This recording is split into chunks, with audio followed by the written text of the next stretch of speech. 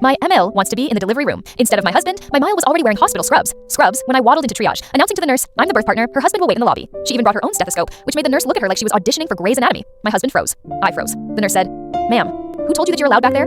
Mile replied, the mother always gets to be present for childbirth. I said, I am the mother. She waved me off. Not biologically. I nearly threw a blood pressure cuff at her. My husband stepped in. Mom, she meant she is the mother of the baby. Mil frowned. Semantics. No. Words have meaning. Like no. I was already contracting every 5 minutes, and she somehow made each one angrier. Then she pulled out a laminated binder titled Birth Plan, Grandmother Edition. The nurse quietly whispered to me, blink twice if you need her removed.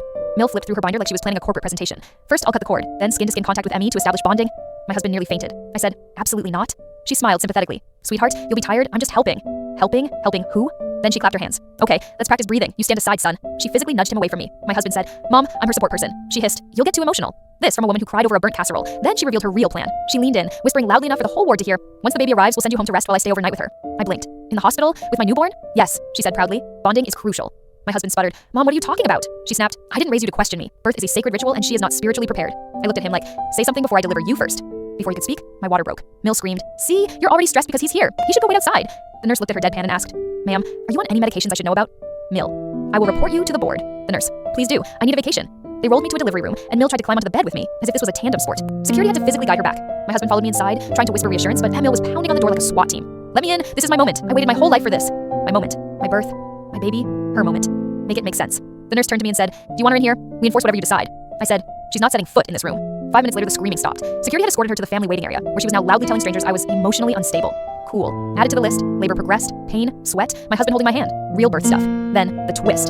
Just as I was about to push, the door cracked open, and a head popped in. Not the doctor, not a nurse, her. She'd bribed someone with vending machine candy to let her deliver a message. She whispered loudly, remember, I want the first photo holding the baby. Don't mess this up. The doctor snapped, out. Mil hissed, this family is so ungrateful. I screamed, not from pain. Get out before I use this IV pole as a weapon. Door slammed, fast forward, baby arrives. Perfect. Crying, beautiful. My husband's bawling. I'm bawling. Nurses are smiling. Then the nurse says, Mom, are you ready for the first photo? Before I can answer, Mil flings the door open, hair wild, holding a fresh lipstick tube. Take one of me and the baby. Everyone jumps. The doctor yells, ma'am, you cannot be in here. She ignores him, marches toward my newborn with her arms out. I waited 9 months for this. My husband steps in front of her, blocking her like a defensive lineman. Mom, stop. She shrieks, you're choosing her over me again. He says, I'm choosing my wife and daughter. Leave.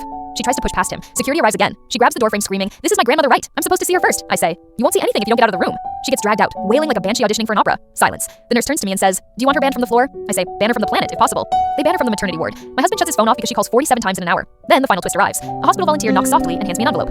It's from your mother-in-law, she whispers. Inside, a printed photo of herself, holding a random newborn she found in the waiting room, with the caption, first photo with my grandbaby.